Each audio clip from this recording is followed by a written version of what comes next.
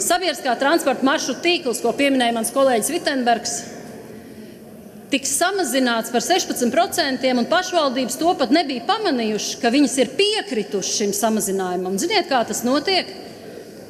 Satiksmes ministrijas ierēģi un politiskā vadība, kopā ar autotransporta direkciju aiznes uz sabiedriskā transporta padomi dokumentu, kur virsraksts ir nākamā gada maršruta tīklu prognoze. Un viņi atnes prognozi, kur samazinājums ir par 16%.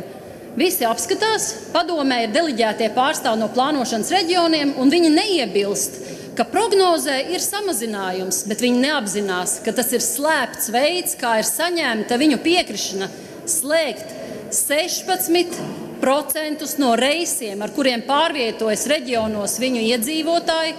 Liela daļa pašvaldību ir pārkārtojuši skolēnu pārvadājumus uz tiem.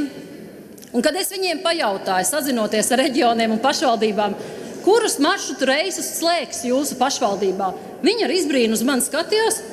Mēs nezinām, kā jūs esat piekrituši. Viņi pat nepamanīja, cik filigrāni valsts pārvalde viņus ir apspēlējusi.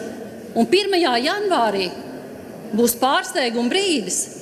Šobrīd es zinu, ka vairākas pašvaldības ir sākuši pētīt un beidzot apzinājušās to, kas viņus sagaida janvārī. Es nedomāju, ka pie šīs dotācijas sabiedriskam transportam un pie šīm, varētu teikt, nelielajiem meliem un fikcijas pašvaldības būs apmierināts janvārī ar to, ka viņas ir parakstījuši šo vienošanos par budžetu, kurš it kā ir ļoti labs.